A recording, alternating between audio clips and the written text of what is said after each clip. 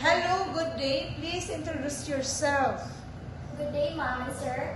My name is Karen Tamuan and I'm 24 years old and I'm a single mother of one daughter. And also I am a senior high school graduate. Why do you want to work in Hong Kong?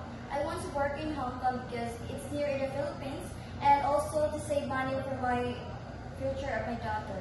Do you have work experience as domestic helper? Yes, I have. In which country? Philippines. For how many years? 2 years.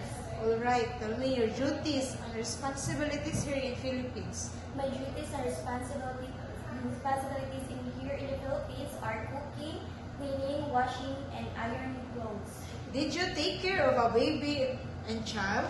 Yes, How old? 5 years old. What are your skills? My skills and